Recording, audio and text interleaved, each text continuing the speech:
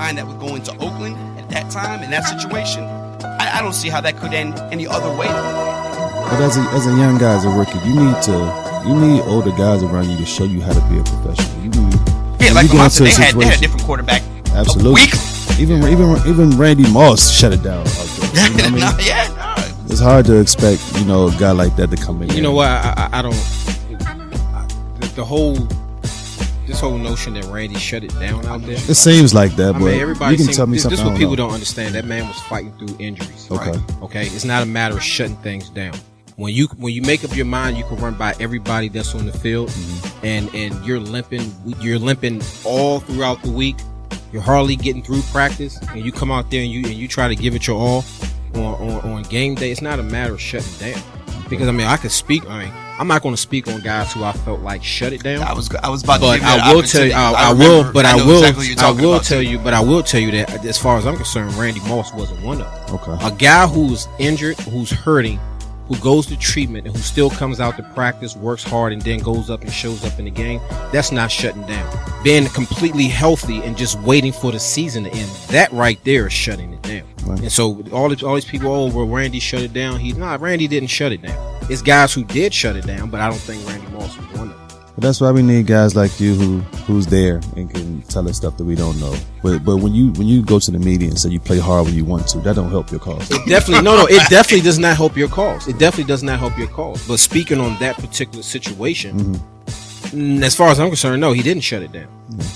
I remember. I'm a fan. I'm happy to hear that. Then think what I think. I remember very well when all that stuff was going on, and I remember Lamont would be. That's why as soon as he said, I knew he was about to jump on that one, because I remember the situation and you being adamant and being upset about that perception. You remember the story about when he didn't have to run but still came out and ran with you guys in practice.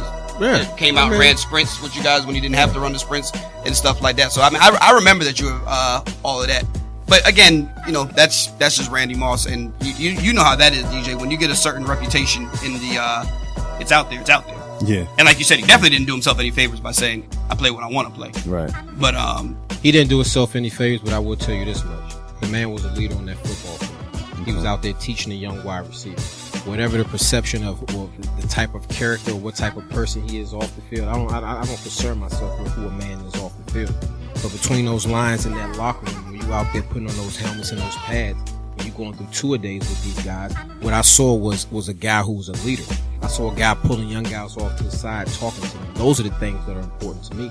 Now, if he want to moon the Green Bay fans, or if he want to go straight cash homie and all those different types of things, that's fine. That's just we all have a different type of personality. But at the end of the day, that's a man that, yes, I will go to war with that man. Yes, I want him out there on that football field.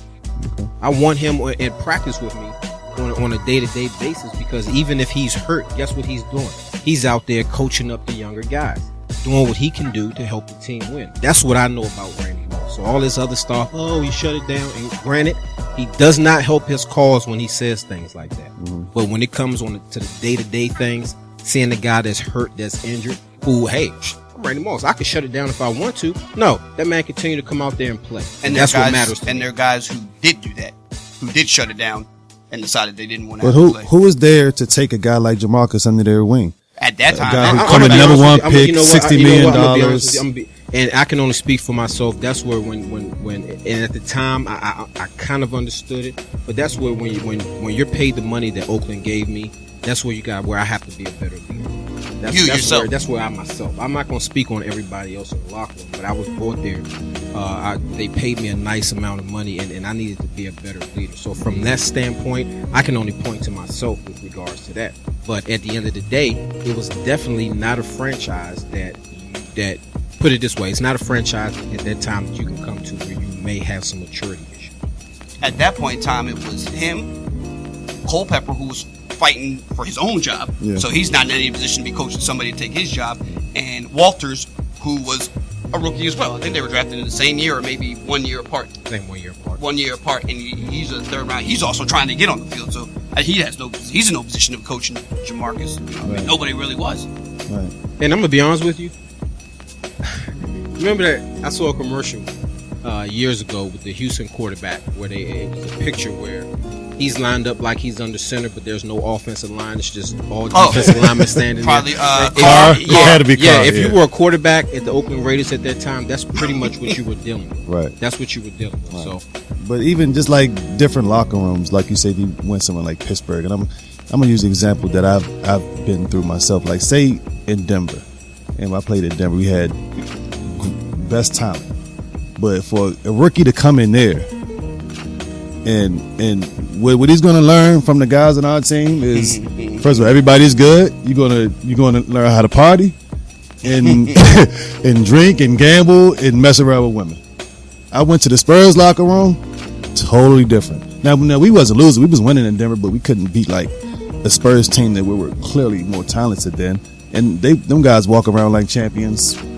Nobody's really hanging out or doing anything. They just taking it easy. Practices is nothing, and they win games. But you have a whole lot of just leaders in there. You just like Kawhi Leonard goes in there, and you ain't never heard nothing about Kawhi Leonard. He barely even talks. He's just getting better and better. He's not partying or doing nothing crazy. Heck, Kawhi Leonard went to a team like our team. Who knows what he's probably doing media takeout soon. Right. That's definitely true. That's definitely true. Let's go ahead and get into this NFL, folks. Good start to the show. There. A lot of insight from both of you guys. That's what we provide here at the Barbershop, man. That's why we got sponsors like SNL, AC and Heating. That's SLAIR.org. Even Siri wants to get in on the show, man. 301-807-4268. Get another one? All right, go ahead. What's that first game? Cowboys and Vikings. That was the first thing.